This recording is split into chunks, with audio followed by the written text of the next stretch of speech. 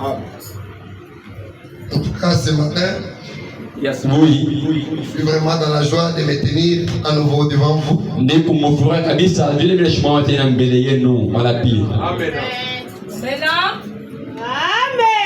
Comme ceci pourrait être le dernier moment où je vais vous dire officiellement au revoir.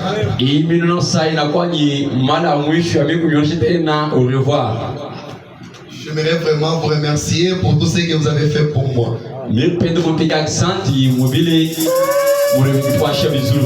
avez été là avec moi pendant 5 semaines.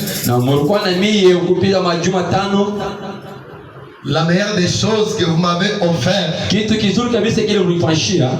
c'était votre présence.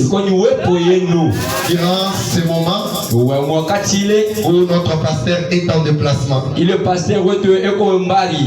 Je suis vraiment content de votre dévouement à la parole de Dieu.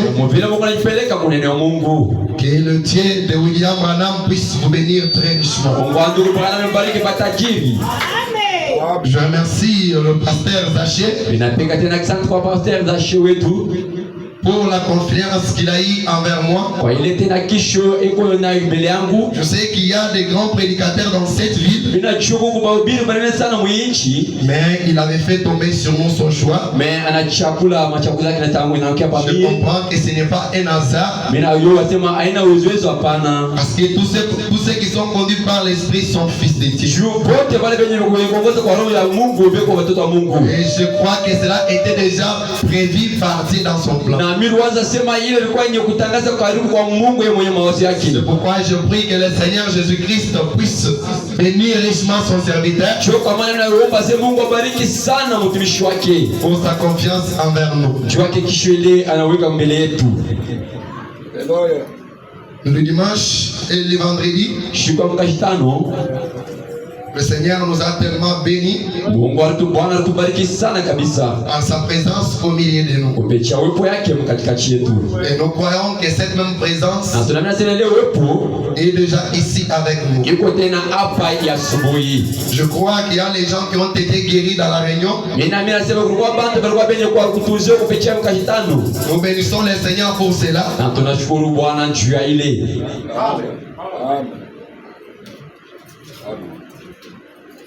Et vous les autres pour qui nous avions prié, je vous ai dit d'aller vous faire examiner. Il faut passer à l'échographie. Il faut passer pour venir avec des résultats et témoigner.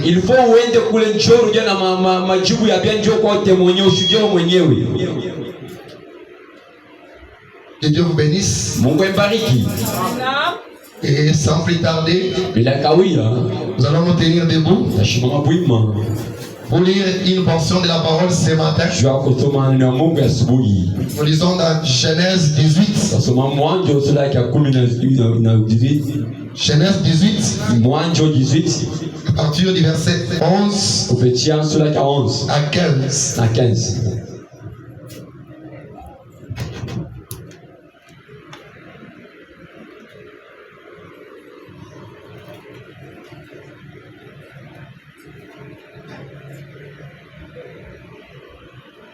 Nous lisons au nom du Seigneur Jésus-Christ.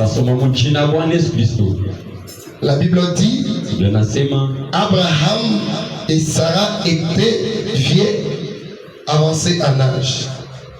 Et Sarah ne pouvait plus espérer avoir des enfants.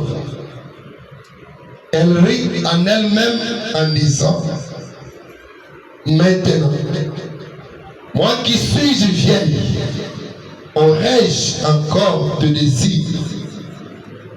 Mon Seigneur est aussi vieux. L'Éternel dit à Abraham: pourquoi donc Sarah a-t-elle ri en disant: est-ce que vraiment j'aurai un enfant, moi qui suis vieille? Y a-t-il rien qui soit étonnant de la part de l'Éternel? Au temps fixé, je reviendrai vers toi. À cette même époque, et Sarah aura un fils.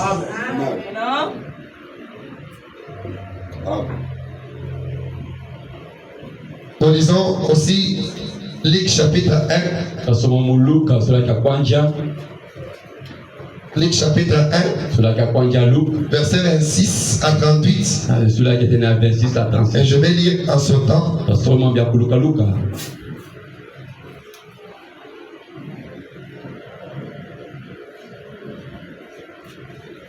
Au 6e mois de l'année, l'ange Gabriel fit envoyer partir dans une ville de Galilée appelée Nazareth, auprès d'une vierge fiancée à un homme de la maison de David, nommé Joseph. Le nom de la vierge était Marie. L'ange entra chez elle et dit: je te salue, toi à qui une grâce a été faite. Le Seigneur est avec toi. Troublée par cette parole, Marie s'est demandé ce que pouvait signifier une telle salutation. L'ange lui dit: ne crains rien, ne crains point Marie, car tu as trouvé grâce devant Dieu. Verset 34. Mais l'ange dit, Marie dit à l'ange: comment cela se fera-t-il, puisque je n'ai point connu d'homme? L'ange lui répondit: le Saint-Esprit viendra sur toi, et la puissance du Très-Haut te couvrira de son ombre. C'est pourquoi le Saint-Enfant qui naîtra de toi sera appelé Fils de Dieu. Voici Élisabeth, ta parente, a conçu. Elle aussi un fils en sa vieillesse.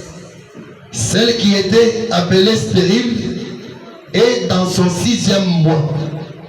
Car rien n'est impossible à Dieu. Marie dit: je suis la servante du Seigneur. Qu'il me soit fait selon ta volonté. Quoi s'élève? Quoi s'élève? Tout est possible.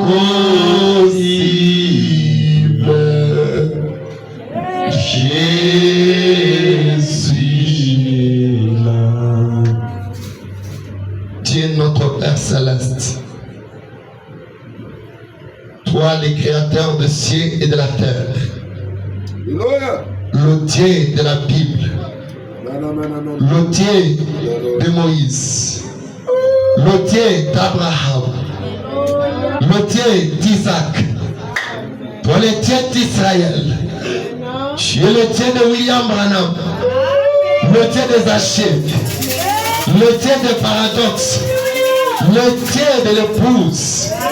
Tu es le Jéhovah de l'Ancien Testament. Toi, le Jésus-Christ dans le Nouveau. Tu es le puissant et le conquérant, le véritable et le fidèle, la grande lumière brillante. Tu es la lumière qui vient aux hommes affaiblis et fatigués pour leur donner espoir. Seigneur, nous sommes ici pour toi ce matin, car il est dit dans ta parole que là 2 ou 3 sont réunis à mon nom, je suis au milieu d'eux. Et nous croyons que tu es déjà ici. Car le prophète dit, là où est Dieu, le surnaturel s'opère. Quand l'omnipotence parle, le miraculeux se manifeste. Ce matin, Seigneur, nous sommes dans l'expectative. Nous ne voulons pas un Dieu de l'histoire. Nous ne voulons pas un Dieu mort. Nous voulons un Christ réel. Sors de l'histoire ce matin. Manifeste-toi, Seigneur. Rends l'impossible possible. Seigneur Dieu Tout-Puissant, de la même manière que tu as été avec nous le vendredi, lorsque le même signe se prodige, lorsque la même puissance, lorsque le miracle soit opérationnel ce matin, sors de l'histoire, sois tangible à cette assemblée, Père, que les malades soient guéris ce matin, que les faibles soient fortifiés, Père, que chaque problème dans cet auditoire ce matin, Seigneur, trouve des solutions, qu'il n'y ait personne qui sortira de cette salle ce matin faible. Père divin, Père tendre, de la puissance du Saint-Esprit se répande maintenant et absorbe chaque problème, et absorbe chaque maladie, et absorbe chaque problème dans cette salle, Seigneur. Laisse que de la même manière que Boaz avait ordonné, Père, que ses serviteurs laissent des gerbes pour que Ruth la Moabite puisse glaner.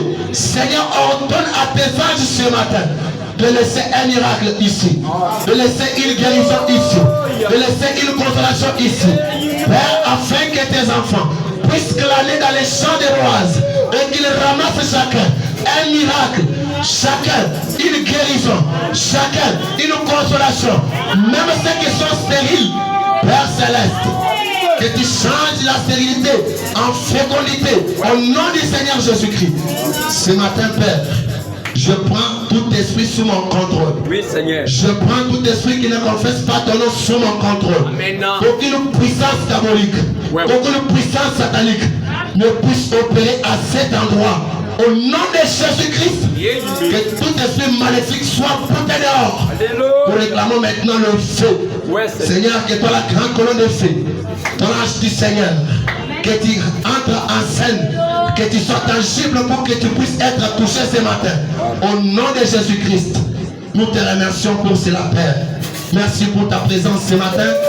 Merci pour tes merveilles. Merci pour tes miracles. Merci pour tes bienfaits.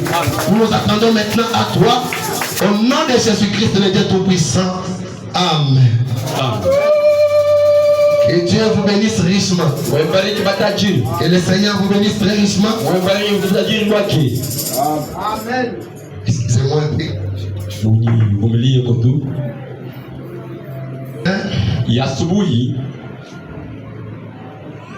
Je donne un petit message pour réconforter quelqu'un qui est faible. Quelqu'un qui est venu fatigué. Je suis venu te dire, quoi à la chose la plus difficile, et l'impossible sera possible. Crois à la chose la plus difficile, et l'impossible sera possible. Mon petit point ce matin, je le dit, les mots impossibles n'existent pas dans le vocabulaire de Dieu.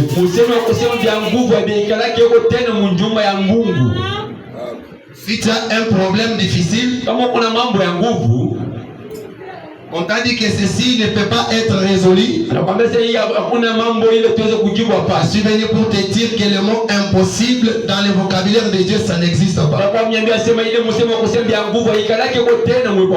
Je suis venu dire à quelqu'un qui est fatigué, ne crains rien. Ne crains point. La Bible a dit, dites à ceux qui ont les cœurs troublés. Est-ce qu'il y a quelqu'un qui a un cœur troublé ce matin? Dites à ceux qui ont les cœurs troublés, ne craignez point. Ne craignez rien. Car la vengeance de votre Dieu s'élèvera. Dieu lui-même vous sauvera. Les malades seront guéris. Les affligés seront consolés. Les faibles seront fortifiés. Même quelqu'un qui a perdu quelque chose, il y aura une restauration ce matin. Parce que nous avons un Dieu de la restauration. Et c'est un Dieu qui ne connaît pas de distance. Même si cela est loin de toi, c'est un Dieu qui peut parcourir des distances et des distances pour ramener la chose. Ce matin, ne crains point. Ne crains rien. Même si tu es malade, ne crains pas la maladie. Même si tu es faible, ne crains pas cette faiblesse. Même si tu as un problème, ne crains pas ces problèmes. D'ailleurs, je crois que je suis en train de parler à des divinités. Je suis en train de parler à des hommes et des femmes qui ont la divinité. Je suis en train de parler à des omnipotents terrestres. Quand l'omnipotent céleste et l'omnipotent terrestre se rencontrent, il y a l'explosion. Quand l'omnipotent céleste et l'omnipotent terrestre se croisent, il y a la guérison. Quand l'omnipotent céleste et l'omnipotent terrestre se croisent, il y a le changement. Il y a la transformation. Abraham n'avait plus d'espoir. Il était fatigué. Il était épuisé. Mais à l'heure la plus sombre, où il était désespéré, il a reçu Dieu dans la chair humaine. Et Dieu dans la chair humaine, c'est la consolation. La force terrestre de Dieu est dans sa parole faite chair. Et si vous croyez, la parole faite chair ce matin, vous serez consolés. Si vous le croyez, même votre maladie va vous quitter. À partir de là où vous êtes, même votre problème, ce matin, tout sera réglé. Parce que quand l'omnipotence parle, le miraculeux s'opère. Et là où est Dieu, il y a le surnaturel. Maintenant même, l'ange est ici, la colonne de feu est ici, Dieu est ici. Si tu as la foi, tu peux le toucher. Si tu as la foi, tu peux le toucher. Même si j'étais désespéré, il peut te redonner un nouvel espoir. Là où tu as échoué, au même endroit, je suis venu pour te dire, il y a encore de l'espoir pour toi. Il y a encore de l'espoir pour toi. Ce matin, la plus grosse erreur que le diable a commise, c'est de te laisser venir ici. Je vais te dire, aujourd'hui, c'est ta délivrance. Aujourd'hui, c'est ton jubilé. Aujourd'hui, c'est ta consolation. Le diable ne veut ou pas, je vais le contraindre à lâcher prise. Parce que je me tiens pour la grande commission. Et l'ange a donné au Yambana. Si tu amènes les gens témoins, même pas les cancers, il te résistera. C'est le croix. Ce matin, dans cette salle, il n'y a aucun problème. Dans cette salle, il n'y a aucune maladie. Dans cette salle, il n'y a aucune difficulté qui peut résister à la présence de cet ange. La colonne de feu fait. Merci cette photo. Et tu sais quelqu'un ce matin. Si vous le croyez, si vous le croyez, si vous le croyez, vous serez transformé. Si vous le croyez, vous serez changé. Si vous le croyez, quelque chose va se passer dans ta vie. Tu ne seras plus la même personne. À partir de ce matin, il y aura un changement.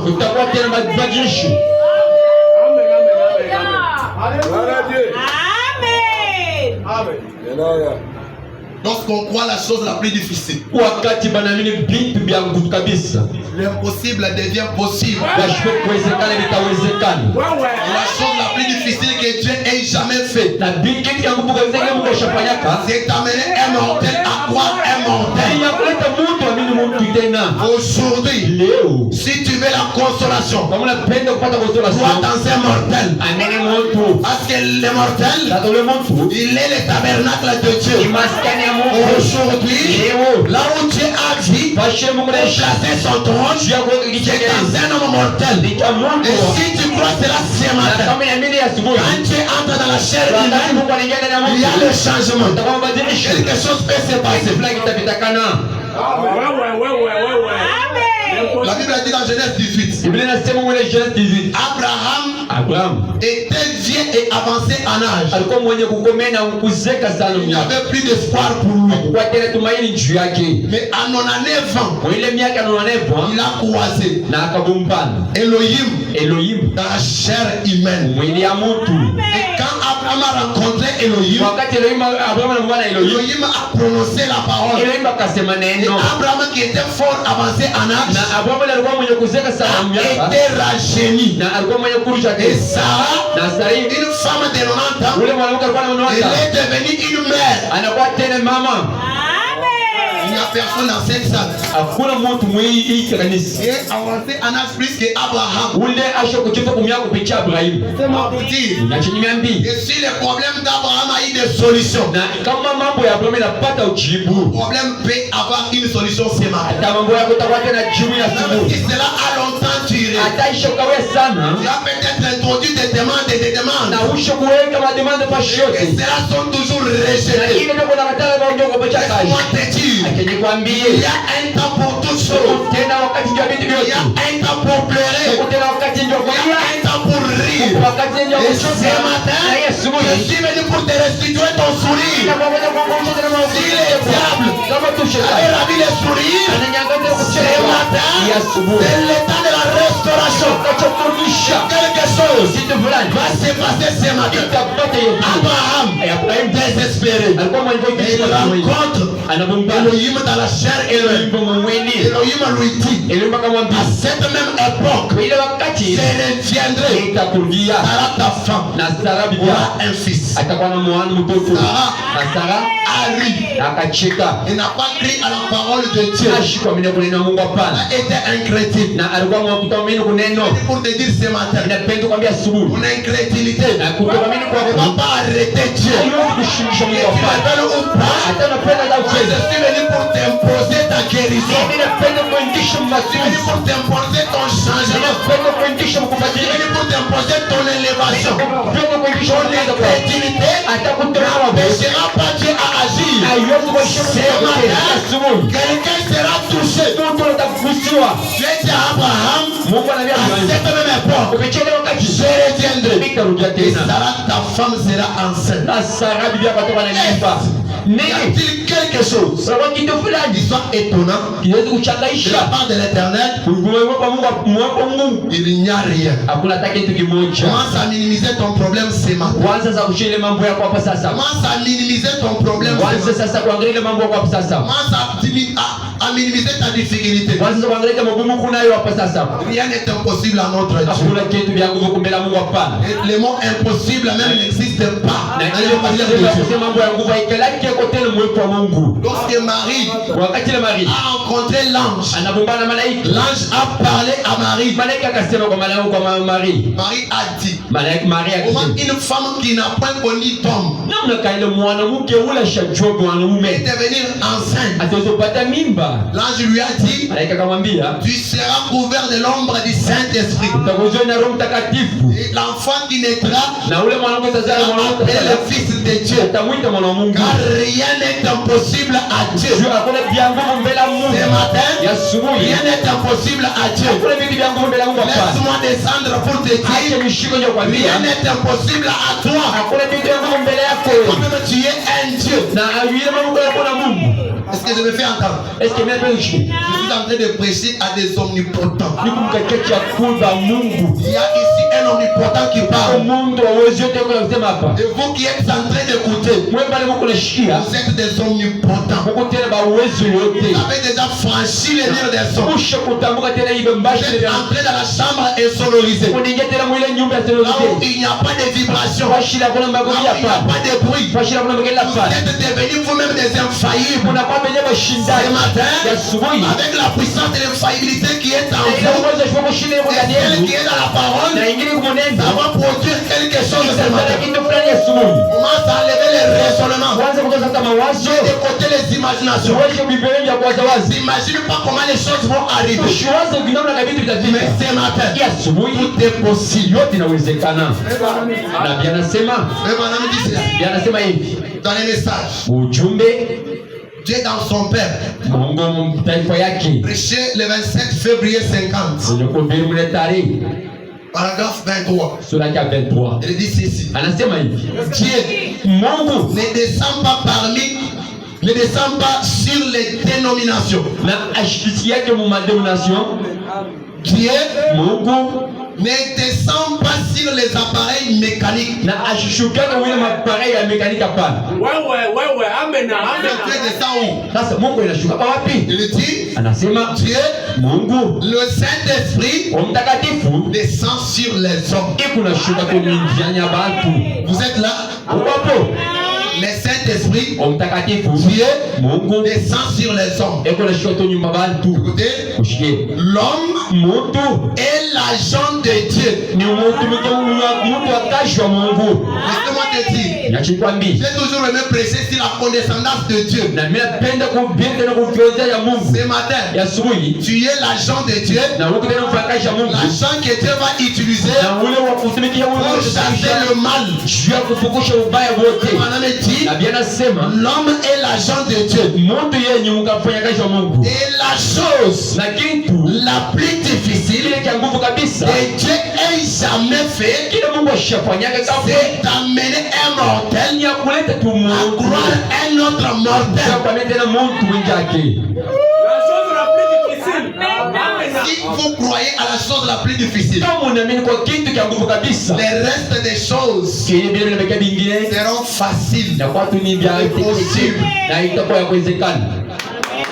La chose la plus difficile, c'est d'amener un mortel à croire un mortel. Le prophète dit, croyez-vous cela? Il ne pouvait pas croire Moïse. Et Dieu lui donna des signes pour prouver aux gens qu'il était envoyé de Dieu. Envoyé de Dieu pour leur délivrance.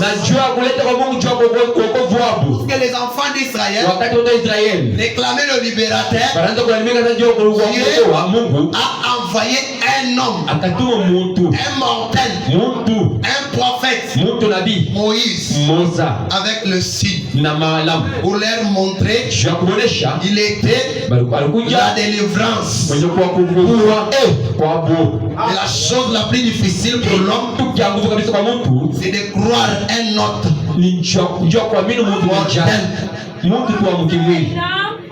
Mais quand on croit l'homme mortel, l'impossible disparaît. Bien. uzuri. N'est-ce pas qu'il est le même hier, aujourd'hui, Pour pour toujours? Croyez-vous que l'ange qui parlait dans le buisson ardent et l'ange de l'alliance était juste? Il dit très bien. Il est le même hier, aujourd'hui et pour toujours. Il est ici maintenant.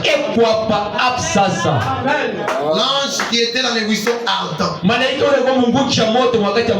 c'était l'ange de l'alliance. C'était Jésus-Christ.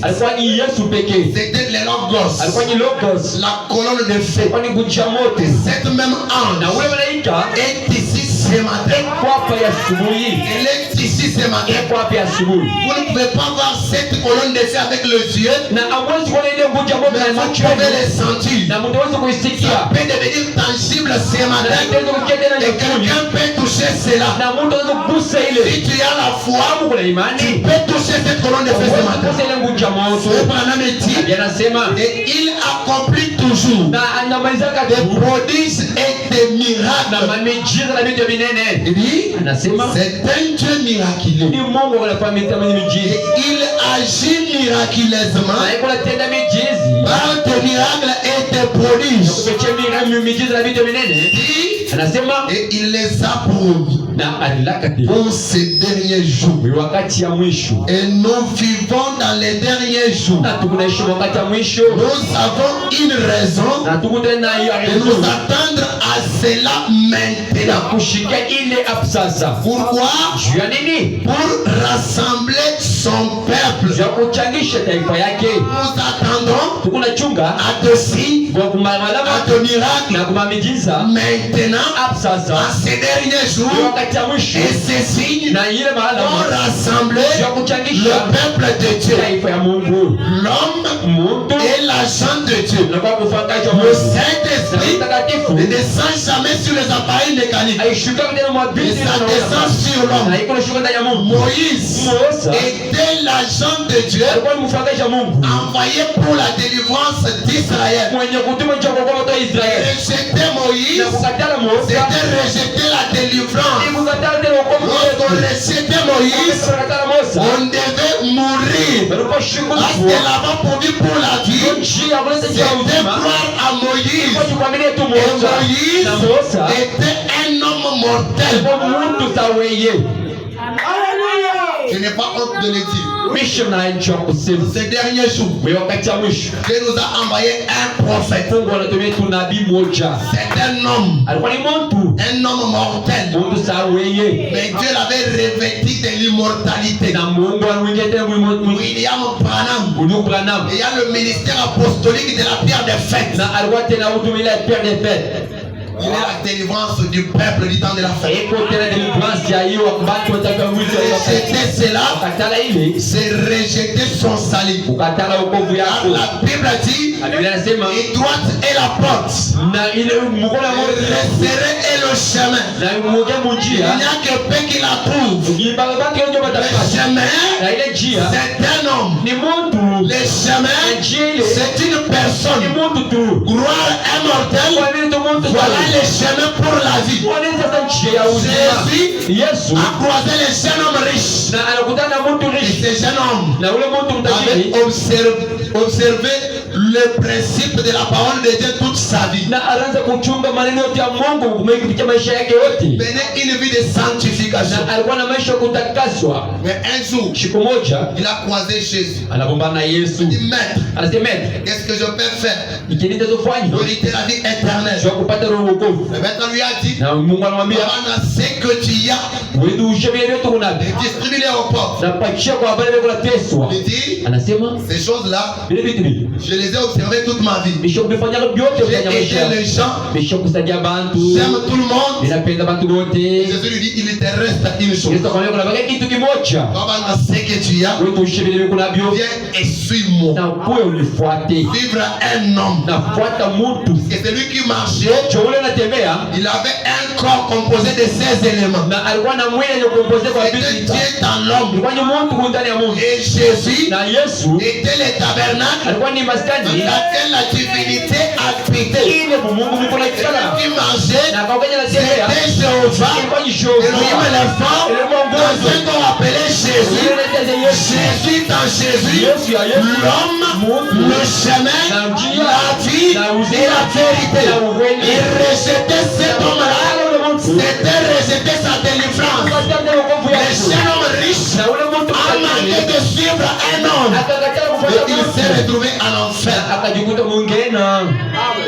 Aujourd'hui, rejeter l'homme, Leo kukatala mtu vous allez vous retrouver en enfer. akajikuta mwingine. Même si vous avez observé le principe de la parole toute votre Hata vie. kama ulichunga maneno yote ya Mungu maisha. C'est l'agent de Dieu. Mtu ni mtu pale cha Mungu. Dieu sans l'homme est faible. Mtu bila mtu anajitia mzaifu. L'homme sans Dieu, il est Na impuissant. mtu na yeye bila Mungu Pour que cela puisse agir, je kutenda. il faut que tous les deux soient mis Yote ensemble. mimi bachanga pamoja. Dieu Mungu et l'homme, na mtu quand ils se croisent, wakati wanakumbana alors cela peut donner la vie. ili inaleta uzima. Pourquoi Branham veut dire, Sio kama Bwana alisema maintenant, hapo je sasa leur offre la vie éternelle. nipatia uzima milele. C'est quoi?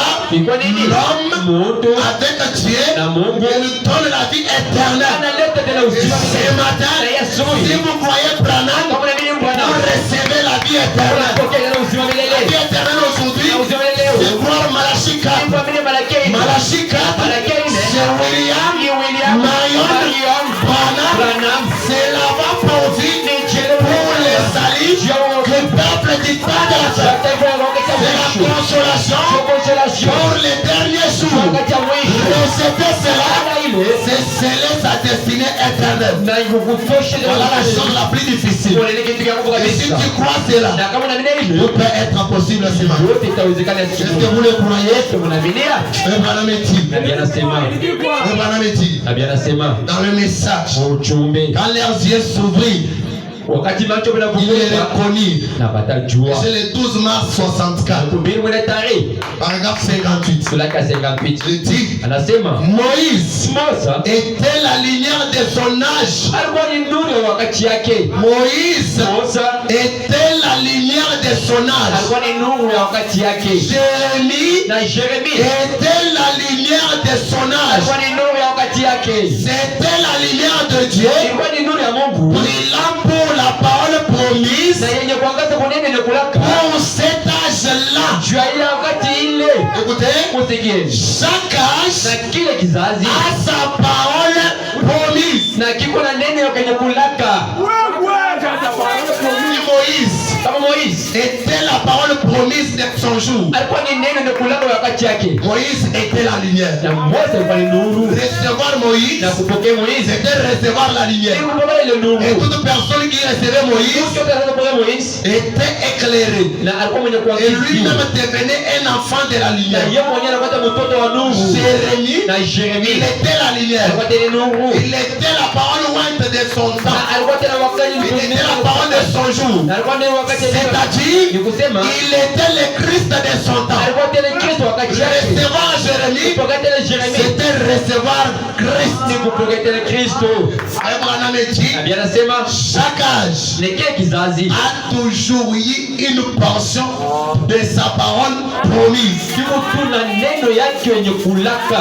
Et chaque âge a une portion de sa parole promise. Kama tu kile kizazi kiko na neno yake yenye kulaka La parole du temps de Moïse na neno wakati ya Moise ne peut pas correspondre à ce temps. na haiwezi kumalizika mwenye wakati La ya parole pale. du temps de Na Jérémie vile wa neno wakati ne ya peut pas Yeremia correspondre à ce temps. haiwezi kuwa tena mwenye wakati ya pale. La parole du midi Na neno ya ne wakati peut pas répondre au problème du temps du soir. haiwezi kukujibu mambo ya Frère wakati ya Branham pale. dit, Na Biblia inasema dans l'évangélisation au temps de la fin, mwende evangelizia wakati ya mwisho il dit, anasema le message de l'évangéliste du temps de la fin ujumbe wa evangelizia wakati ya est mwisho tiré de Malachie 4. inakuwa ni kulitoleta Malachie mwanakeni. 4, c'est quoi? Malakeni ni Il kusema ramène les enfants à la foi des pères apostoliques.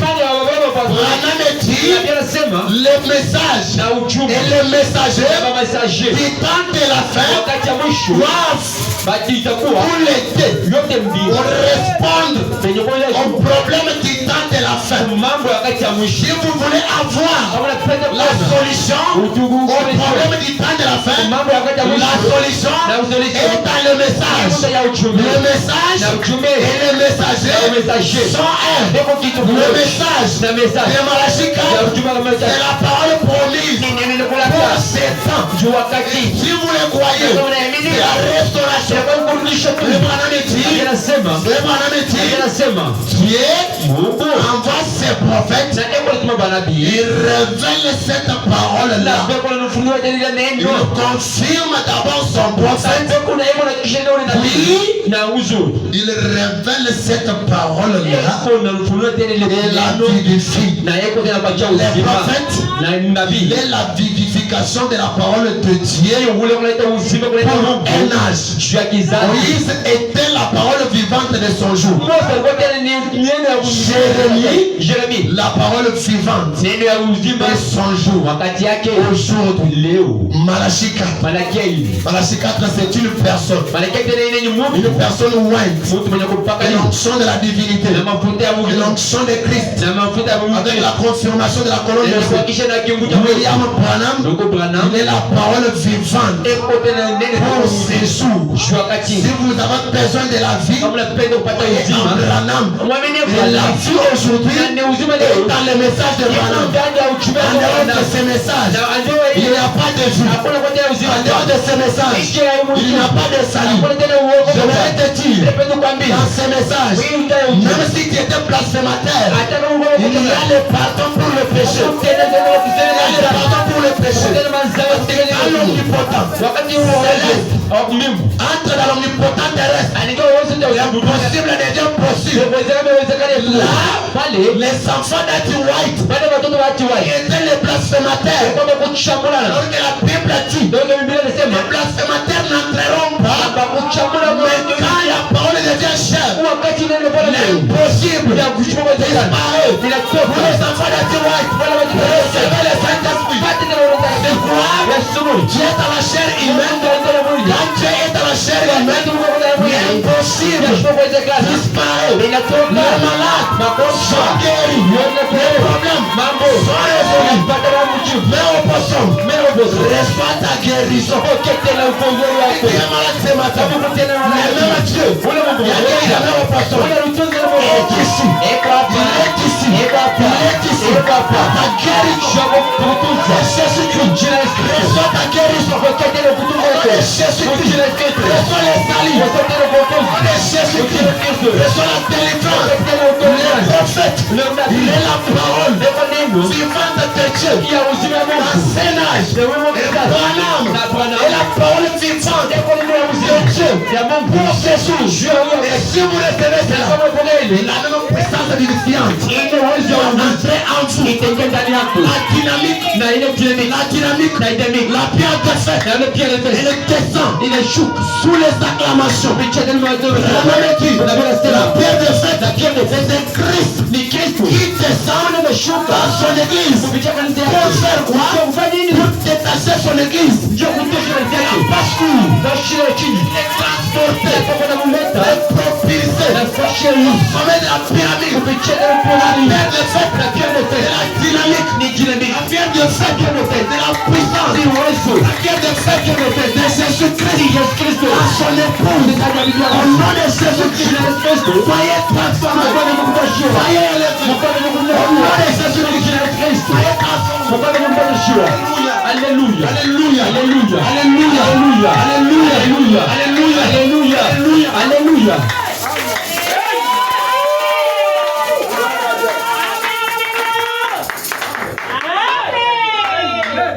Le prophète est la parole vivante. Nabii ni neno ya uzima Dans un âge. kila kizazi, La parole vivante de notre jour. na neno ya uzima wekaki chetu C'est Malachi 4. ni Malakia 4.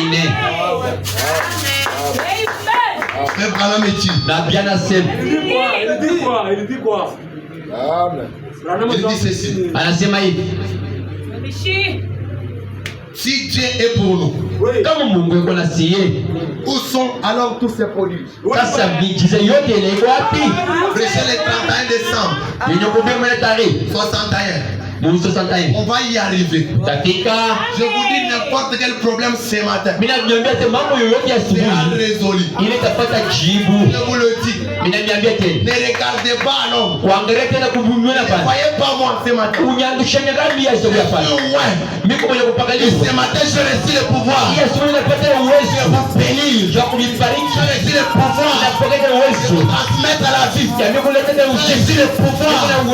Je vous transmettre à la guérison. N'importe quel problème qui m'a il est déclaré vaincu. Au nom de Jésus-Christ, il descend tout esprit dans cette salle. Il descend l'esprit de la maladie. Il descend l'esprit de la médiocrité. Il descend l'esprit de la pauvreté. Il descend l'esprit de la chasseresse. Il prend sous mon contrôle. Est ici. Elle est ici. La lumière du soir pour restaurer, pour fortifier et qui était déjà mort. Fils de l'homme et ses ossements. Faut-il revivre? Laisse-moi te dire toi qui es au soin de ces choses, au travail de l'éternel, au nom de Jésus-Christ, soyez transformés. La lumière du soir, c'est la restauration. N'importe ce que tu as perdu, soyez restaurés. Alléluia. Alléluia. Alléluia. Alléluia. Paragraphe 42. Il dit, eh bien, nous voyons et quand le peuple de Dieu a eu des ennemis, Dieu les renvoie toujours un prophète avec la parole pour leur faire sortir de ces ennuis. Il y a quelqu'un qui est dans les ennuis ce matin. Dieu a envoyé un prophète pour te faire sortir de tes ennuis. Ton problème a longtemps tiré. Le prophète est venu pour te faire sortir de tes problèmes. Il n'y a jamais eu d'époque où le peuple de Dieu ait eu des ennuis sans que Dieu leur envoie sa parole. Chaque fois que le peuple de Dieu a des ennuis, n'importe quelle époque, Dieu envoie sa parole. Et sa parole vient à travers qui? Le prophète dit, et sa parole, comme nous l'avons vu, vient au prophète. La parole ne vient pas au prédicateur. Elle ne vient pas aux évangélistes. Elle ne vient pas aux apôtres. Elle ne vient pas aux docteurs.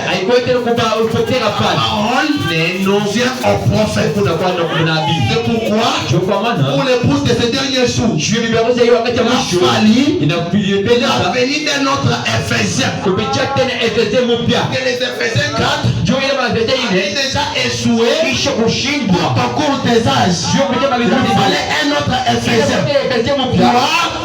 Apocalypse 10. Ange puissant qui descend avec les livres. Il place les pieds sur la mer, les pieds sur la terre. Il prend la possession. Et il prend les livres. Il le remet entre les mains du 7e messager. Et quand le 7e messager se met à proclamer le mystère, chaque fils, chaque fille de Dieu entend son nom, le rouleau du livre, reconnaît son identité. C'est pas ton identité ce matin. Tu es un Dieu. Tu es un Dieu. Ne craignez point, mes petits enfants, car vous êtes de Dieu. Celui qui est en vous est plus grand que ton problème, plus grand que ta maladie, plus grand que ta difficulté. Toi qui te poses trop de questions, tu as pleuré toute la nuit. Je suis venu te dire, ne crains rien. Celui qui est en toi est plus grand que tes problèmes. Ce matin, si tu le vois, dis à ton problème, vois mon problème. ta présence dans ma vie na uwepo yako maisha me déplaît. hainifurahishi juu C'est la puissance du troisième pouvoir. kufikia tena uwepo Troisième pouvoir en action. C'est la parole parlée. ni neno ni kusema Parle. na kama nasema Je prophétise sur ta vie. na neno kutamini Finis la misère. na ni kuishi na udhaifu Finis ta misère. na kuishi mwenye tena Finis la sécheresse. na kuishi tena cheneza Nom de Jésus-Christ. na Kristo Toi qui avais séché. wewe mfuate na Commence à fleurir. Là où il y maisha avait la mort. Se restaure la vie. Au nom de Jésus-Christ. Au nom de Jésus-Christ. Il en soit ainsi. Frère Branham est dit. Je dis ceci. anasema hivi Et pour tous, pour tester cela, na mwambie wote wanapokea hivi cela concorde avec la parole. itakuwa inakufanana na neno la Mungu. Si c'est Dieu, Kama tu ni Mungu c'est en accord avec sa parole. na inakuwa na uneno wa Mungu, Alors la parole de Dieu sasa neno la Mungu devient vivante. inakuwa ya uzima. Quand la parole vient au prophète, Kama neno inakuwa kwa le manabii prophète s'identifie à la parole. na manabii wanajulishwa kupitia La neno, parole devient vivante. neno inakuwa na Et vous uzima. qui recevez cela, Kama unapokea vous hili devenez des âmes vivantes. unakuwa tena mwanamke Voilà baba la wewe, nature d'un homme parfait. inakuwa tena mkitaka mtu C'est un homme ni mtu rempli mwenye d'une kujazwa foi vivante, na ile imani ya avec une ukweli vertu vivante, na tena nguvu ya une uwezo connaissance na ile vivante, kujua tena kwa une uwezo tempérance na ile vivante, tabia za uwezo une patience na ile vivante, tena nguvu ya uwezo une piété vivante, na ile tena une uzima affection fraternelle na vivante. ile tena Et uzima les sons, na ile la sio descente de la pierre de fer qui na shombe pia a fait la pyramide, et l'homme devient na Mungu anakuja une idole na uokovu vivante en mouvement. mvuma yote Laisse-moi te dire, nikwambie tu es une idole uko tena kwa Mungu vivante uko en uzima mouvement. kupitia Tu mvuma es uko une idole vivante uko en uzima mouvement. na mvuma Qui est-il? uko nani Tu es un omnipotent. uko mtu wa uwezo.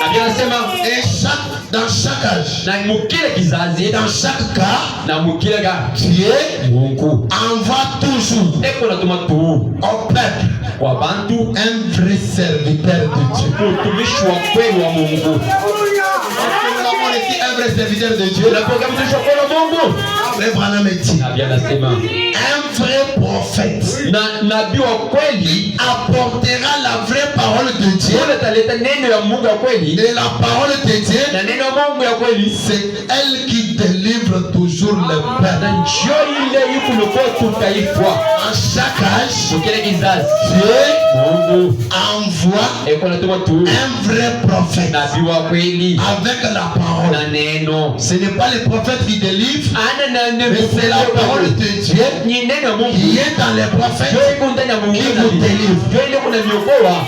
Est-ce que nous sommes là? Ese tuko hapa Nous sommes là. tuko hapa Lorsque les peuples sont dans des difficultés, wakati mataifa yako mambo magumu kabisa, Dieu leur envoie un prophète. Mungu anatumia tu nabii. Lorsque les enfants d'Israël criaient, Wakati watoto wa Israeli wanalalamika, a envoyé Moïse Mungu anatuma Musa pour leur délivrance. juu ya kuokoa Les hommes, batu certains ont rejeté Moïse. balikuwa wanataka Musa.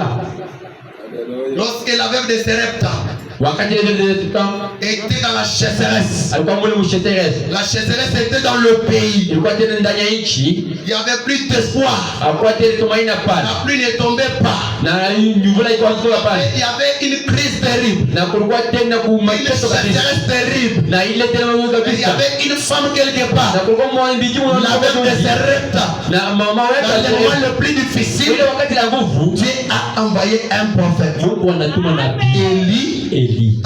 Ainsi dit le Seigneur. Na hivyo Mungu anasema Pour dire à cette femme, je akwambia yule mwanamke la farine qu'il y a dans ta maison, na ile njale kuna nyumba et l'huile yake qu'il y a dans ta maison, na ile dai kuna kwa ndani ne yako diminueront point. na haitashuka kabisa, Parce que ndio la ile pluie tombe sur cette terre. ile ndio Eli, na Eli il était la délivrance alikuwa ni pour la wokovu veuve de Sarepta. juu ya ule mama ule, Pour la femme sunamite, kwa ule mwanamke wa quand Israeli, son fils est mort, wakati mtoto wake il anakufa est allé vers Élisée. anaenda kumbele ya Elisa. Frère Branham dit, Nabii anasema Élisée était l'absolu alikuwa tena ni de la wa femme sunamite. kwa ule mwanamke wa Sunamisi. Est-ce que nous avons reçu aussi un prophète? Est-ce que tunapokea nabii? Le prophète Branham Nabii Branham est notre absolu. alikuwa tena kitu cha Dieu a envoyé William Branham Mungu alituma ndugu Branham avec un message de la délivrance. na ujumbe ya kukoa. Est-ce qu'il y a quelqu'un qui a besoin de la délivrance? Siku mtu anapenda Est-ce qu'il y a quelqu'un qui a besoin de la bénédiction? mtu anapenda Est-ce qu'il y kubarika. a quelqu'un qui a besoin du changement? Mtu anapenda mabadiliko. Le prophète Branham Branham est venu anakuja pour ta délivrance. juu ya kukokoa. Écoutez, Musikie. écoutez. Musikie. Dans les messages, Ujumbe la colonne de feu, kungucha moto. paragraphe 74. Sura ya 74. Frère Branham dit ceci. Na bien nasema. Voyez-vous que ces choses Unaona hivi vitu que vous voyez s'accomplir ile unaona vile inamalizika viennent de Dieu? bila kwa Mungu. Que vous voyez, Est-ce que kuna vile vile? il dit ceci. Anasema hivi. Vous les croyez? Unaaminia? Elles ne peuvent pas venir de l'homme. Na haiwezi kutoka kwa mtu hapana. Dieu, Mungu nulle part, écoutez, de nulle part atakuwa shote que de Dieu. inatoka kwa Mungu. Écoutez, Usikie. Frère Branham dit Na bien nasema que Dieu vous bénisse. Mungu amebariki. Amen. Que Dieu vous bénisse. Mungu amebariki. Et que Dieu vous récompense pour votre effort. Na Mungu tena anirudishe tena kupitia milipo kupitia tena imani Il yetu. ajoute Na ana un bien. si mzuri. Si je suis le prophète de Dieu, Kama tu niko nabii wa Mungu. que vous croyez que William Branham est le prophète de Dieu, Unasema Mungu anameko nabii wa Mungu. si vous le croyez, Kama mnaamini ile alors la délivrance est possible. sasa uko vyako tena ya Il dit ceci. anasema hivi. Si je suis le prophète de Dieu Kama niko nabii wa Mungu et que Jésus-Christ na Yesu Kristo est le même hier, eko vile vile aujourd'hui leo et éternellement, na milele, cette colonne de feu ile mgonja moto ile mnaona pale qui avait conduit les enfants d'Israël ilianza kuongoza watu wa Israeli dans le désert, ile mu desert, qui vint sur les fils de Dieu inakuwa tena kwa watoto wa Mungu et les conduisit, na inapoongoza tena Branham dit, anasema et il disait na anaanza kusema qu'il ne pouvait pas faire que ce que le Père lui montrait. na Yesu anaanza kusema asiwezi kufanya kitu mpaka kile baba wake anamwambia. Alors, Sasa il est le même hier, eko vile vile, il est le même eko vile aujourd'hui. leo. Et c'est vrai, Est-ce que ni kweli? Branham dit, Na bien nasema si je ne vous connais pas, kama mishimijwe kamwe et lui est ici. na ye eko hapa, Même si paradoxe ne te connaît pas, hata paradox achikujue, Frère Branham dit que Dieu est ici. na Biblia anasema Mungu eko Quand hapa. il dit qu'il est ici, Kama kwa anasema eko hapa il est déjà ici. na eko deja hapa, Il dit, anasema et vous et moi, na mwe na mimi nous parlons. na tunasema Ce sera juste comme pour la femme au puits na itakuwa sawa kule mwanamke alikuwa kukeshima qui parlait avec les maîtres. na akaanza kusema na ule mfundishi, Il dit, anasema il ne pouvait pas la guérir. na ashikuwezi Mais il kumfunza a découvert comment et quel était son problème. na alivumbura tu ni mambo yake ilikuwa ni nini. La colonne de feu Kucha moto qui est ici ile iko hapa va découvrir quel est votre problème. itakuwa kuvumbura ile mambo itakuwa ni nini. Frère Branham dit, Na bien nasema et c'est vrai, ni mzuri ile bien, mzuri, je déclare na mimi nadhani qu'il est le même hier, iko vile vile aujourd'hui leo et éternellement. na milele, Et qu'il m'a amené na alinifikisha dans ce monde, na moya dunia dans un but. na mubite tumojili. Vous le croyez? Mnaamini? Branham est venu dans un but. Ndio Branham anakuwa tu njuu ya mambo Vous moja. voulez connaître les buts pour lesquels Branham est venu? Unajua njuu ile mambo ile mtu Branham anakuja. Il dit, Anasema Dieu Mungu m'a suscité na aliniamsha pour bénir les gens. juu ya kubariki watu. Branham est venu Branham alikuja pour vous bénir. juu ya kubariki. Est-ce que vous le croyez? Est-ce que mnaamini? Dieu Mungu m'a suscité aliniamsha mimi pour bénir les juu gens ya kubariki tena watu. par les dons divins Kupitia tena ile qui madhabahu. m'a été donné par un ange. Ifanye kunipatia kufuatana kwa Bwana Yesu. Voyez-vous cela? Mnaamini ile? Voyez-vous que c'est vrai? Mnaamini sasa ni ukweli? Vous croyez que c'est vrai? Est-ce que mnaamini sasa ni ukweli? Dieu Mungu a envoyé William Branham anatuma ndugu Branham pour vous bénir. Alors ce matin, je dis bien ce matin, soyez bénis. Soyez bénis. Soyez bénis. L'ange lui a dit, amène les gens à te croire. Si vous croyez à William Branham, aucun problème ce matin. Ne va résister. Aucun problème ne va témérer. Quand l'ange parle, quand la commission vient, c'est une commission infaillible. Et ce matin, votre prédiction est possible. Il y a une commission infaillible ici pour changer la vie de quelqu'un. Même si tu es désespéré, le Dieu qui est ici peut te redonner l'espoir. Là où la mort était déjà installée, la vie peut entrer là-bas. Même un organe manquant peut être créé. De nouvelles trompes. De nouvelles trompes peuvent être créées. Même si on a enlevé la matrice, et qu'on a dit que toi, tu ne mettras plus jamais au monde. C'est un Dieu de la création. Il peut recréer ce qui est déjà arraché. Même en dehors de la saison, il peut maîtriser ta situation. Il est le maître des saisons. Dieu m'a envoyé dans ce monde dans le but de vous bénir. Dieu m'a envoyé dans le but de vous délivrer. Et si vous croyez cela, recevez votre délivrance. Même si ce n'est pas la saison, Branham est né en dehors de la saison. Pour les gens du plein d'évangile, laisse-moi te dire, même si ce n'est pas le temps, nous allons écourter les années. Nous allons écourter. La chose qui était loin là, nous allons les rapprocher. Branham est en dehors de la saison. Pour vous les gens du plein évangile, il est venu pour vous bénir. Est-ce que vous acceptez ces bénédictions? Branham est dit, Dieu change sa pensée au sujet de sa parole.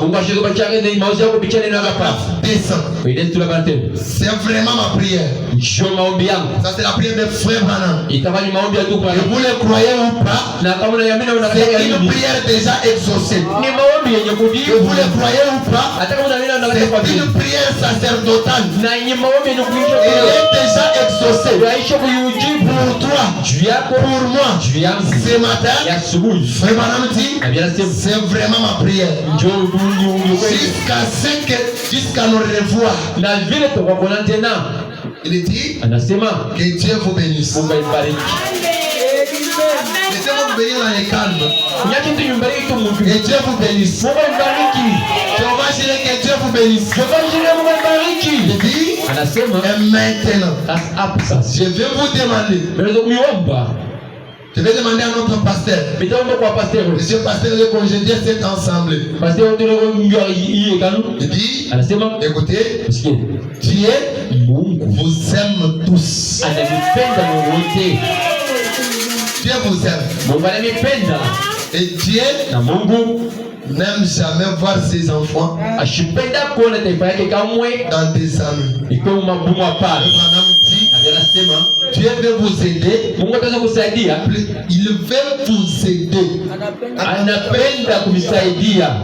Il veut vous aider plus que vous-même. Vous voulez être aidé. Au-delà des limites, là où tu veux être aidé, c'est là que Dieu veut t'aider. Frère Branham dit, Il dit quoi? Dieu vous aime tous. Je suis si reconnaissant d'avoir ces gens comme vous tous ici. Frère Branham est reconnaissant na Mungu kana anapenda ujua d'avoir des gens comme vous tous ici. kuona watu savile Mungu wote mko hapa. Il dit Anasema quel serait mon message? na ujumbe wangu ni kwa nini? Ilipaswa kwa nini? Quel serait mon message? Ujumbe wangu ulipaswa kwa nini? Si je n'avais personne pour y croire, Na kama mshona mtu cha kuaminia, quel serait le message de Frère Branham? ujumbe wangu itakuwa nini? Si tu n'étais pas ici pour le croire, Kama unapojua kuaminia quel hivi. serait le message? Na ujumbe ya Il n'y avait pas des hommes et des femmes pour le kama croire. bado unajua wapo On ne kabisa. pouvait pas prêcher au mille. Hatuwezi kuhubiri On Biblia ne pouvait pas shambani. prêcher au tonnes. Hatuwezi kuhubiri malata Si pana. ce message a eu du succès, Kama tu ujumbe ndio kwa parce tiksi. qu'il y a eu les gens pour le croire. Branham dit, Na bila sema il est reconnaissant na emo kujua peut-être que vous croyez son message. emo na mimi ujumbe Alors à wake. cause de cela, Kupitia ile Branham dit, bila sema il y a des gens ici na kwa watu hapa qui donneraient même leur vie na badala ya maisha yao pour ces messages. ya ujumbe. Il y a les gens Kwa watu qui, depuis qu'ils sont entrés dans ces messages, kwa ajili ya ujumbe ceci, na ile c'est tout ce qu'ils ont. yote vilivyokuwa na Ils vitu. n'ont pas un chemin de retour. Kuna tena chako Ils la peuvent pana. donner leur vie Wanaimeza kwa maisha à yao. cause de ces messages. Ils ont tout abandonné. Ils ont quitté le monde. Ils ont quitté la mondanité. Ils ont abandonné les mauvaises amis. Ils ont abandonné les mauvaises habitudes. Ils se sont accrochés au message de William Branham. Oh, vous qui avez fait cela, Branham dit, mes prières sont avec vous. Alléluia. Alléluia. Il dit que Dieu vous aide tous. Que Dieu vous aide tous. Que vous êtes malades. Que Dieu vous guérisse tous. Peut-être les gens importants. Parce que vous avez pris le message. Si vous n'étiez pas là, le message n'aurait pas du succès. Aujourd'hui, nous prêchons le message. C'est parce que vous êtes ici. À cause de cela, comment vous avez donné votre vie, vous avez écrit les prophètes, vous avez écrit à l'homme mortel. À cause de cela, Dieu vous aide tous. Dieu vous bénisse tous. Branham dit, mes prières sont avec vous. Écoutez, et mes bénédictions, accompagnent chacun de vous. Quand il y a besoin de la bénédiction, recevez la bénédiction spirituelle, recevez la bénédiction matérielle, recevez la bénédiction physique, recevez la bénédiction économique. Vous avez perdu la santé, restauré. Dieu vous bénisse tous. Il dit, n'oubliez pas, vous faites partie de cette résurrection. Comment vous dire, ce matin, vous êtes déjà ressuscité. La puissance vivifiante est maintenant en vous. La puissance vivifiante, elle est en vous. Elle est dans votre âme. Cette puissance est en vous. Elle vivifie toute votre vie.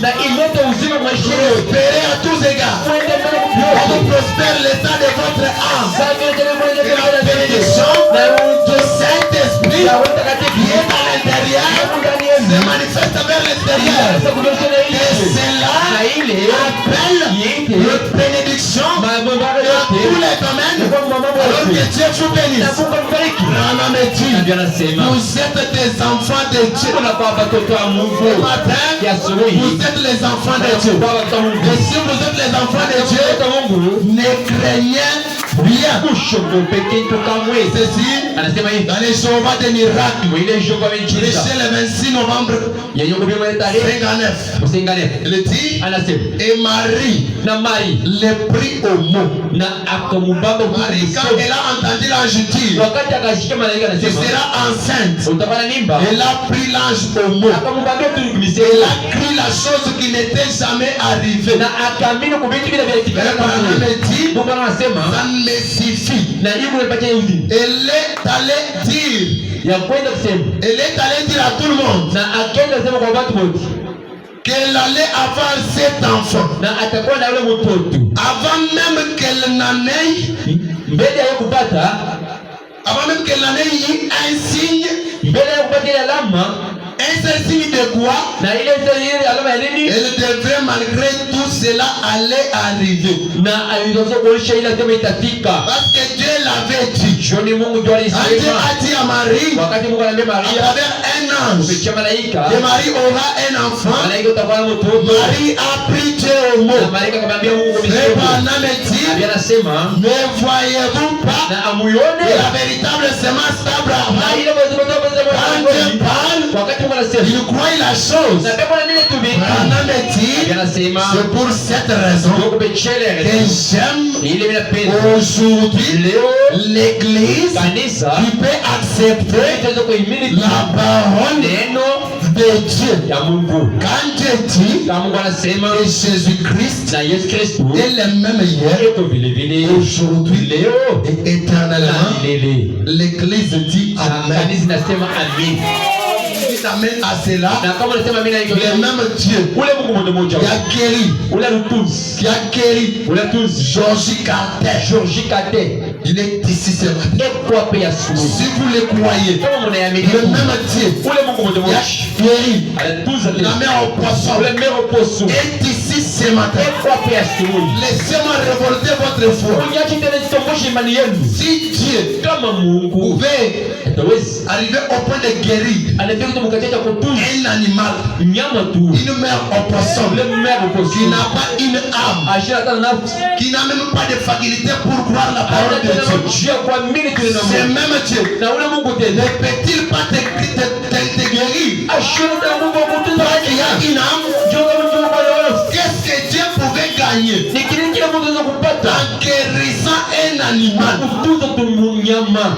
Est-ce qu'un animal Est-ce que nyama tu peut dire merci à Dieu? itaweza kusema asante kwa Mungu? Non, il n'a pas de faculté mentale Haina tena ile akili pour ya croire la parole. ya kuamini. Mais toi aujourd'hui, Wewe leo tu as pris un homme mortel. unaamini mtu Les gens disent, watu vous wasema croyez dans un homme. wewe unaamini tu Oui, Mungu. laissez-moi vous dire, Nyachi les miamini hommes sont différents. watu Nous washakwachia croyons dans un homme. kitu na mimi nayo Parce qu'aujourd'hui, leo Dieu sans l'homme, il est impuissant. Et maintenant, il na dit, bila sema le Jésus-Christ, Yesu il Kristo dit, anasema quand l'église dit Amen, kama kanisa nasema amin, si Jésus a dit, kama Yesu anasema les œuvres que je fais, ile mtendo vous nimefanya le ferez aussi. fanye na vile L'église dit Amen. kanisa nasema amina. Si Jésus a dit, Kama Yesu alisema voici les miracles mone qui nimediza accompagneront itamisindikiza ceux qui auront cru wote wale watamini en mon nom. jina yangu, Ils chasseront les démons, usha mademona ils parleront de nouvelles langues, batasema muluka ya ils mpya saisiront des serpents, batabamba na ils nyoka feront des breuvages mortels, batavaa mambo ils imposeront les mains aux malades, bataweka mikono et les malades seront guéris. watapata magonjwa. L'église dit Amen. Kanisa nasema amina.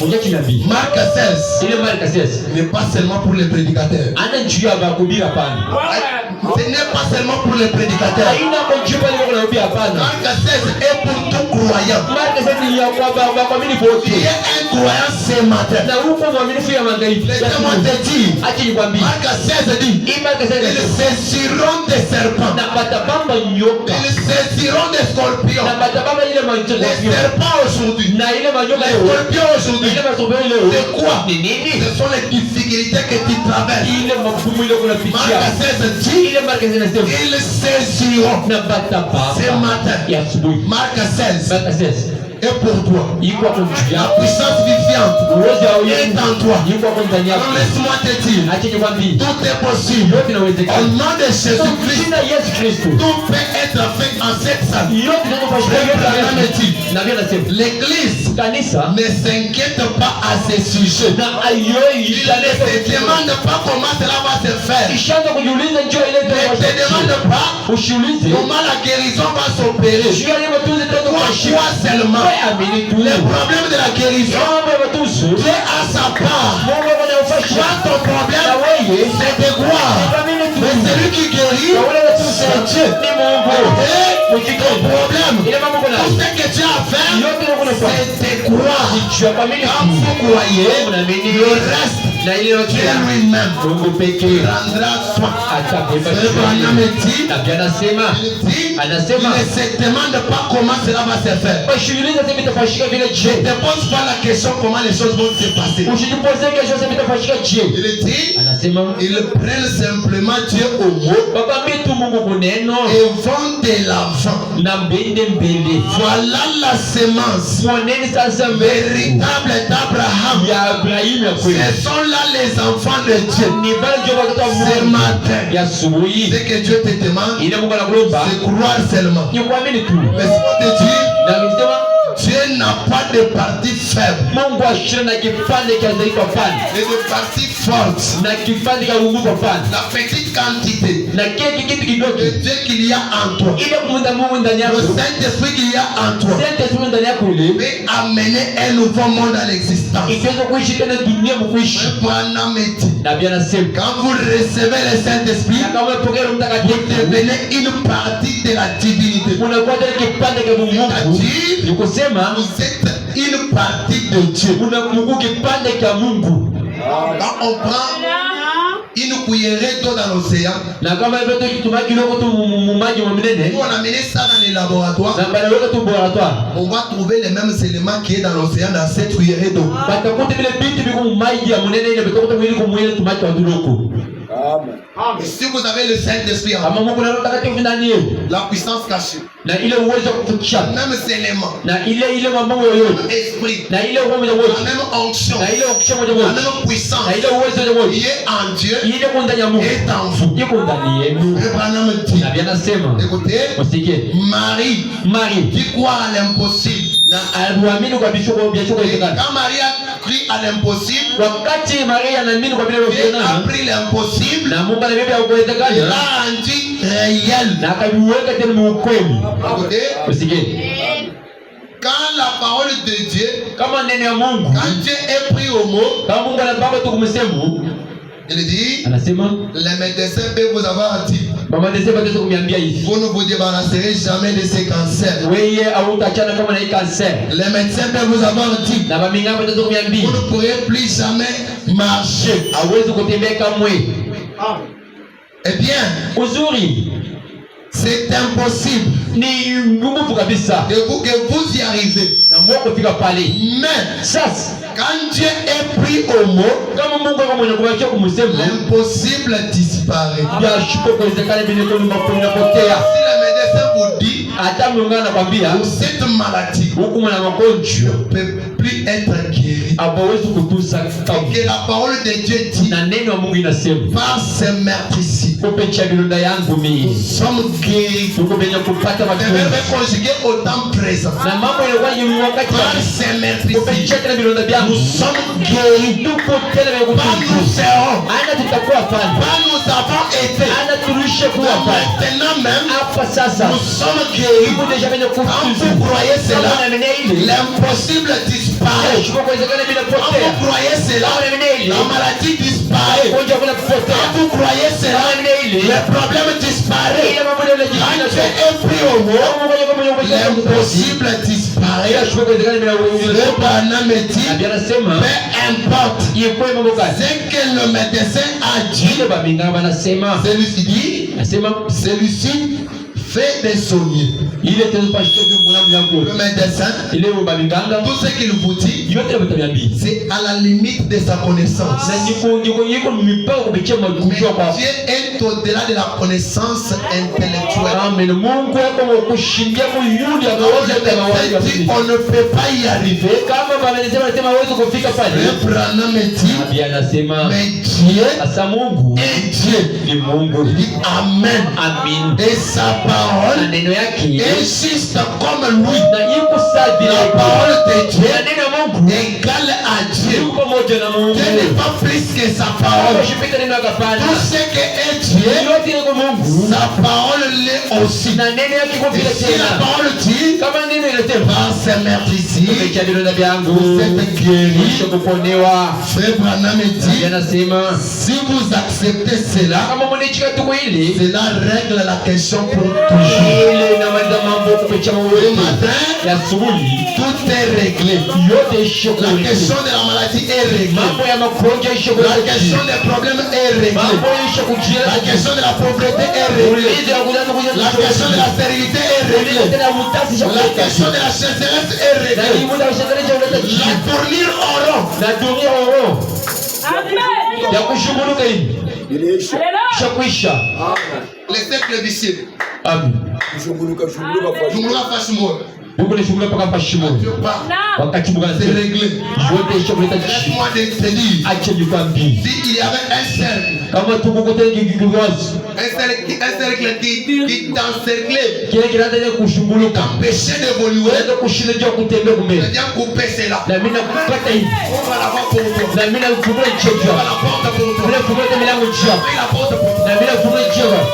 Laisse-moi te dire. Acha nikwambie Même si tu n'as pas fait beaucoup de titres, hata kama unaona ndio kutaja mingi il ne faut pas limiter Dieu aux titres. hatuwezi kukufikisha Mungu Tu es incapable Mungu ana uwezo de prendre un homme de rien, na kupea mtu de ashughuli faire de lui quelqu'un. na kuvaa kingi Là où toi tu es limité, kwa shida kuna mipaka Dieu est illimité. Mungu ashina ya mtoka La pale parole dit, na neno linasema de la poussière, na ile il uvumbi relève l'indigent. ile toka tena ile Il le fait asseoir avec le roi. na inapenda vibikala Il vya était la personne la plus négligée. kama kwa mtu wa shughuli On le servit, kuchila Yesu Kristo voyez valoriser, kwa kama yako hivi voyez valoriser, kama yako kupachi voyez de la valeur, kufanya ugoi voyez élevé, kwa kama yako kupachi voyez béni. kwa kama yako kupachi Ouvre la porte. bila funga milango usikie Au-delà de tes attentes, kupitia kwa ile unashikia Dieu Mungu fasse quelque chose qui atakuwa kitu fulani va surpasser l'entendement humain. pikete uwezo wa mtu Ce mwingine que Dieu peut faire, bila peke Mungu au-delà de l'entendement humain, itapita kile au-delà de ta connaissance, kupitia uwezo au-delà de tes limites, au-delà de tes capacités, il y a un Dieu puissant. Là où toi tu as échoué, il y a un Dieu puissant. Alors au nom de Jésus-Christ, soyez transformés. Il dit ceci. Il dit ceci. Un prophète comme Moïse, paragraphe 7. Toute personne qui est dans cette salle ce soir, qui est dans cette salle ce matin, peut recevoir le Saint-Esprit.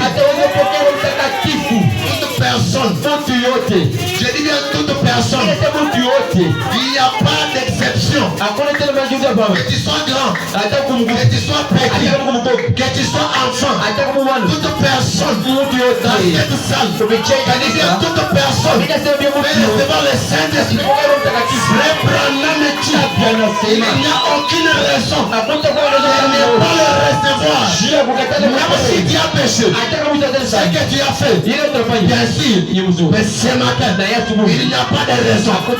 Écoutez, tu vas me dire, j'ai commis beaucoup d'erreurs dans ma vie. Ces erreurs-là, c'est normal, c'est humain. Mais ce matin, il n'y a pas de raison. Frère Branham dit, en effet, le Saint-Esprit est sur la terre depuis 2000 ans. Depuis le jour de la Pentecôte, il est ici ce matin. Il est ici ce matin. Il est ici ce matin pour baptiser chaque croyant. Pour baptiser chaque croyant. Donc il n'avait pas le Saint-Esprit. Au nom de Jésus-Christ, recevez le Saint-Esprit. Le Saint-Esprit est ici. Recevez-le. Recevez le Saint-Esprit. Recevez le Saint-Esprit. Frère Branham il est ici pour baptiser chaque croyant. Croyant ou pas, il est ici pour baptiser. Quiconque a besoin du Saint-Esprit, le Saint-Esprit est ici pour toi. Le prophète dit, il n'y a pas de raison que quelqu'un quitte cette salle ce matin malade. Haleluya. Il n'y a pas de raison. Hakuna kwa sababu hata moja. Utoka bisa Ce matin malade. Si asubuhi magonjwa Oui, kama je sens déjà sa présence. Amina shika utoki kwa hapa. Je sens déjà sa présence. Shika utoki kwa hapa. Avec ça, Na hivi quelqu'un peut guérir. Mungu atakuponya. Avec ça, Naïf. quelqu'un peut être délivré. Mungu atakuponya. Avec ça, Naïf. quelqu'un peut être changé. Mungu atakuponya. Avec ça, Kupitia hivi quelqu'un, Dieu peut ouvrir pour lui une porte. Mungu atakufungulia Dieu peut la médecine. Na bila sema Il n'y a pas de raison hakuna kwa que sababu quelqu'un sort dans cette salle tunatoka mwa en kanisa étant malade. bila ndio Toi qui es venu malade, kama ulikuwa mgonjwa n'accepte pas ushikike de kwa sortir de cette salle malade. Laisse-moi te dire, laisse-moi te dire, n'accepte pas non comme réponse. N'accepte pas non comme réponse. Si tu demandes quelque chose, Dieu dit non. Dieu dit non. N'accepte pas non comme réponse ce matin. Branham dit, il n'y a aucune raison que quelqu'un sorte d'ici. Quelqu'un sort de cette salle malade. Écoutez, il dit, parce que les grands médecins, le Seigneur Jésus-Christ est ici. Est ici. Est ici. Pour guérir chaque malade. Branham dit, point n'est besoin. Point n'est besoin que quelqu'un sorte d'ici sur le béquille. Que quelqu'un sorte sur le béquille. Le béquille c'est quoi? Le béquille c'est quoi? Insécurité. Le béquille c'est l'incapacité de marcher librement. Le béquille c'est l'incapacité de marcher seul. Et ce matin, il n'y a pas de raison que tu sors avec le béquille. Les problèmes que tu as, recette cela ce matin. Les difficultés que tu as, recette cela ce matin. Ce matin, tu dois sortir libre. Rentrer libre. Si tu étais venu, transporté par des béquilles, transporté par des problèmes, recette ces béquilles. Il y a une puissance ici. Et cette main peut toucher. Et quelque chose est arrivé par nous. Le prix a été déjà payé. Il n'y a pas de raison. Le prix est déjà payé. Branham dit, tout est en ordre. Tout est en ordre. Pour que quelque chose arrive maintenant. Alléluia. C'est en ordre. Tout est en ordre. Pour ta guérison. Tout est en ordre. Pour ta délivrance. Tout est en ordre. Pour ton salut. Tout est en ordre. Pour ton élévation. Tout est en ordre. Pour ton changement. Tout est en ordre. Tout est en ordre. Tout est en ordre. Et quelque chose est arrivé maintenant. Tu le crois. Si tu crois, reçois ta consolation. Alléluia. Alléluia. Si tu le crois, là où tu es, je transmets la puissance guérissante de Dieu. Te touche. Jésus-Christ. Si tu le crois, je te donne à la couronne de feu. L'âge du Seigneur te toucher. Là où tu es, alors que Dieu connaît tes problèmes, alors que Dieu connaît tes besoins, alors que Dieu connaît tes soupirs inestimables, l'âge du Seigneur maintenant même tes visites, visiter Branham avec la partie prêcher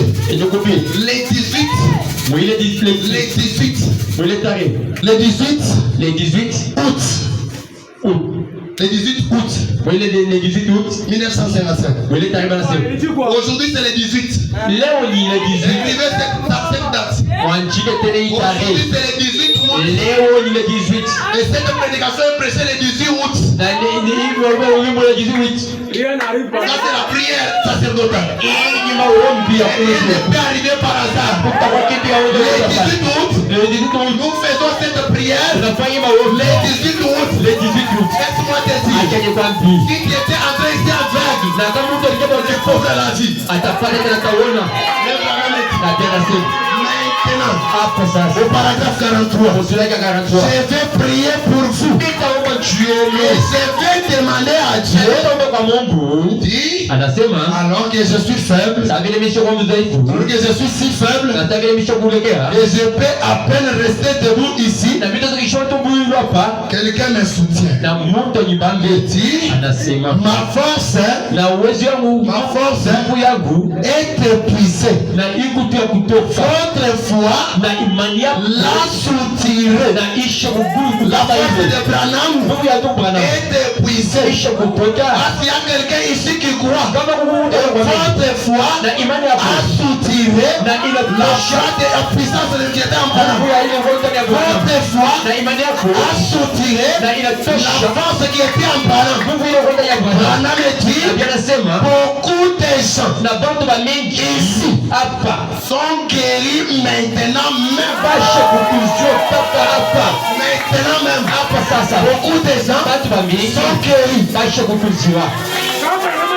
Écoutez, Mushike vous êtes guéris maintenant. abisha kumekuza D'ailleurs, aujourd'hui, hata leo si vous voulez faire une fonction des mains, bila bila vitu kufanya nini mishta fatena vous êtes guéris basha maintenant. kukuziwa Dans cette salle, kupitia kanisa monde, bantu bote personne malade, kama kwa basha kukuziwa celui qui avait besoin du Saint-Esprit, kama ulipata roho allez yake respirer le Saint-Esprit. Tout celui qui avait un problème, c'est réglé. Ce matin, tout est en ordre. Branham dit, beaucoup de gens ici sont guéris maintenant même. Vous êtes guéris maintenant même. Vous ne serez pas guéris quand vous serez sortis. Maintenant même. Dans cette salle, vous êtes guéris. Branham dit, Branham dit, vous vous en rendrez compte. na motelewa sema Oui, mzuri même après mon départ, hata kisha kwenda kwangu vous vous mettrez à dire aux gens na mutashonja kwambia bantu que vos maladies sont parties maintenant. magonjwa ya kulisha kupotea hapa sasa. Même quand je serai parti, Hata kama itaenda vous vous rendrez compte utajua sema que vous allez dire aux gens na mutasema kwa bantu que vos maladies sont parties. magonjwa ya kulisha kupotea Quand Dieu va vous guérir, na kwa nini Mungu ananitunza quand Dieu va vous guérir, wakati Mungu ananitunza comme il vous a déjà guéri, sasa ndio niche kunitunza venez témoigner prochainement. Vous mwokoeni ndio mshuhudia ile vous rendrez compte, na mjue vous vous sasa rendrez compte mtelewa sema que vos maladies na ile magonjwa sont parties. ilisha kupotea Vous vous rendrez compte mtelewa sema que vos problèmes na ile magonjwa sont partis. ilisha Vous kupotea vous rendrez compte mtelewa sema que vos na difficultés ile magonjwa nayo sont parties. ilisha kupotea. S'il y avait besoin de quelqu'un, Kama ulikuwa na Mungu il y avait besoin de l'offre du travail. alikuwa anakupatia kazi Maintenant, hapo sasa, par la puissance, omnipotence de Dieu, kupitia uwezo wa Mungu wa Mungu c'est comme le travail. ninakupatia kazi. Je le crie. Na bila Je le crie pour quelqu'un ce matin. kupatia Mungu Si asubuhi. tu le crois, Kama unaamini, si tu le crois, kama unaamini, si tu le crois, kama unaamini, reçois-le. na mpokee ile. Mungu anasema, Je dis, anasema oui, mzuri, même après mon départ, atakisha kwenda vous kwangu vous mettrez dire aux gens na mtashaka kwambia bata que sema vos maladies sont parties. magonjwa yangu ilishapotea, C'est déjà parti. ilishapotea mambo yangu. Attendez, Mungu écoutez, je prophétise sur vous. na mimi nitasema hiyo La prochaine fois que je viendrai ici, wakati mwingine mimi nakuja je n'aimerais plus rentrer chez moi sur la moto. na nishitarujaka tena kumweka Je pale, vais les véhicules ici. nitapata na On va baba me transporter. itaanza kunileta Écrivez cette date. na Mungu andika Aujourd'hui, leo le 18 août. le 18 Écrivez cette date. mwandike tarehe Prochainement, na shunge quand je viendrai, wakati itakuwa je trouverai cette église remplie. nilikujaza Sinon, à ma parole, kupitia neno yangu déclare na mimi la nalikuwa puissance du Saint-Esprit. kupitia uwezo wa Roho C'est Mtakatifu l'enfant de Malachika. kupitia Cette église, ya kanisa dans laquelle na hivi a commencé ce matin. inazorushwa Sinon, à ma parole, kupitia neno yangu je déclare na mimi nalikuwa dans cette église, kupitia neno la yangu sécheresse na zile est terminée. ilishakwisha Je déclare mimi nalikuwa dans cette salle, kupitia neno yangu cette stérile, Baba ni les enfants, mpaka au nom de Jésus, kuchira Kristo je déclare dans cette salle, hii kanisa maintenant même, hapo sasa maintenant même, sasa quelque chose est en train de se passer. kupita Oui, oui c'est la vérité. Yesu Oui, c'est la vérité. Oui, c'est la vérité. Branham est Nabii anasema, anasema il y a un mauvais esprit. Mungu tena yupo Un esprit d'incrédulité. esprit ya kutokuamini. Il sera suspendu là. Hii itakuwa yule. Je viens à ta rencontre. Na mimi nakuwa njoo mbali. Il y a un esprit d'incrédulité. Kama kuna ile roho ya Un esprit de doute. na esprit ya kubutia. Cette salle. Ndani ya hili. Branham vient déjà à la rencontre de Na cela. kuna kwa njoo kubanda hiyo. Pendant que je prêche, Wakati una ubibi, même s'il y a une puissance, hata kama kuna uwezo, même s'il y a une puissance hata kama kuna nguvu du monde des ténèbres, ya il mgizi, vient pour m'affronter. inakuwa njoo kunigombanisha. Elle va rencontrer Branham. Atagombana na ndugu Branham. Atakutana na ndugu Branham. Atakutana na ndugu Branham. Le plan est avec moi maintenant. Kwa mjumbe kwa Il pale. va oser. Na kama Il unapenda va toucher à la haute tension. na anakuza ile kwa mtasho. Na ile roho. Branham est dit. Na bien anasema, Il dit, anasema, toi Satan, wewe shetani, toi démon, wewe demon, qui a amené les gens à ne pas croire à la parole de Dieu. unatikisha baadhi ya shameni neno Mungu hapa. Dieu Na sasa Mungu est venu. anakuja, Il a brisé ta puissance maléfique. anavunja tena ile uwezo wa mwenyeji. Maintenant même, Hapa sasa la puissance maléfique de Satan. ile uwezo wa mwenyeji Toutes ces formes, na ipo il est déjà brisé. ilisha kuvunjwa. Branham est dit. Na bien anasema, anasema, Il dit, anasema, et toi Satan, wewe shetani, tu es réprimandé maintenant. ukuta Mungu shule ya Kristo Tu ne peux plus, hauwezi, tu ne peux plus hauwezi retenir ces gens. kushimgubamba Oh babantu my, au bai oh my, au mai pas témoin de la pauvreté, wote mwana ipobrite témoin de la stérilité, wote mwana wa témoin uatasi de wote difficulté, mwana mambo témoin de la sécheresse, wote mwana sherehe le manque d'argent. kushinda Tu ne mafuta peux plus retenir cette église. uwezo wa Tu kanisa es réprimandé. mwana Au kushote nom de Jésus-Christ, il dit, anasema Jésus-Christ Yesu Kristo est ressuscité de mort. eko mwana kufunga Et il est ici maintenant. hapa sasa hapa Satan, shetani je te réprimande. na mimi kushete Sors d'ici. toka pa Sors d'ici. toka pa Sors d'ici. toka pa Laisse les gens acha bantu aller libres. tende libre De Jésus-Christ. mjumbe Soyez libres. Mungu libre De Jésus-Christ. Soyez Soyez libres. kwa kwa chini De Jésus-Christ. La trompette a sonné. La trompette sonne. La trompette sonne. Il est jubilé.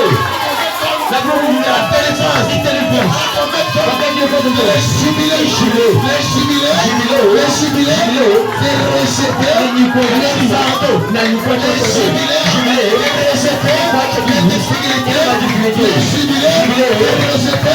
Les maladies. Les déclaré. Je suis libre. Alors soyez libres. Au nom de Jésus-Christ. Soyez libres. Soyez bénis. Au nom de Jésus-Christ. Soyez transformés. Au nom de Jésus-Christ. Recevez. Recevez. Recevez de mon cœur. Que Dieu confonde vos ennemis. Les bouches des païens fermées. Que cette église soit remplie des hommes et des femmes